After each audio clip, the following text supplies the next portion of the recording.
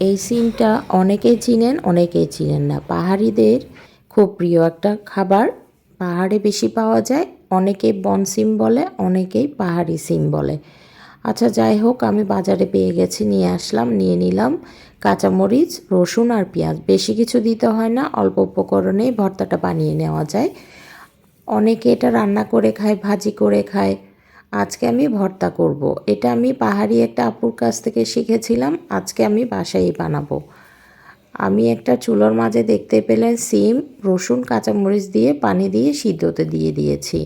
এই সিমটা কিন্তু অনেক শক্ত টাইপের সিম, অনেকক্ষণ ধরে সিদ্ধ করতে হয়, আর নরম করে সিদ্ধ না করলে খেতে ভালো লাগে না। আমি সিমটাকে ভালোভাবে উল্টে পাল্টে দিলাম, আর একটু পানি দিয়ে ভালোভাবে সিদ্ধ করে নিলাম। সিদ্ধ করলে সিমটার কালারটা চেঞ্জ হয়ে যায়। আমি এখানে কয়েকটা চিংড়ি মাছ দিয়ে দিয়েছি। চিংড়ি মাছগুলো বলতে পারেন আগে দিলাম না কেন, আগে দিলে চিংড়ি মাছ বেশি শক্ত হয়ে যায়, তাই পরেই দিলাম। এই তো আর 5 মিনিট মতো সিদ্ধ করে নিব। সিদ্ধ করার জন্য একটু পানি কম হয়ে গেছিলো, আর একটু পানি দিয়ে দিলাম, তারপর ভালোভাবে সিদ্ধ করে নিলাম। এই তো আমার সিদ্ধ হয়ে গেছে। এখন আমি সবগুলো উপকরণ বাটনার মাঝে ঢেলে নিচ্ছি। সিমগুলোকে ঠান্ডা করে নিতে হবে। একটু ঠান্ডা করার জন্য সময় নিয়ে নিলাম। তারপর সিম, চিংড়ি মাছ, কাঁচামরিচ, রসুন যা যা সিদ্ধ করেছি সব আলাদা করে নিলাম। সিমগুলো একটু শক্ত টাইপের, খুব মানে গায়ের জোর দিয়ে ভর্তাটা করে নিতে হবে।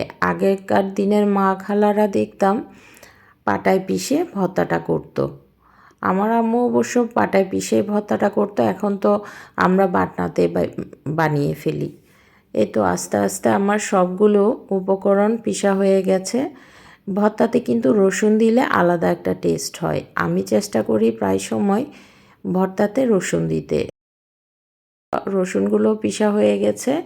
তারপর কাঁচামরিচ যে সিদ্ধ করে নিয়েছিলাম সেটা দিয়ে দিলাম। এই ভর্তাতে কিন্তু শুকনা মরিচ দিলে অতটা ভালো লাগে না, কাঁচামরিচ সিদ্ধ করে দিলেই বেশি মজার। আমার কাছে এটা আমার মতামত, আপনারা চাইলে শুকনা মরিচও দিতে পারেন।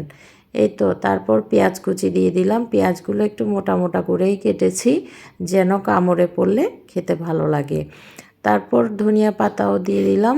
তারপর দিয়ে দিব পরিমাণ মতো লবণ। তারপর সব ভর্তা একসাথে মিশিয়ে মাখাচাকা করে নিলেই রেডি হয়ে যাবে মজাদার বনসিমের ভর্তা।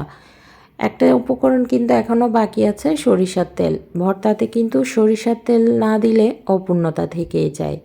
সরিষার তেল যখন দিয়ে দিলাম, এই তো আমার ভর্তা রেডি হয়ে গেল।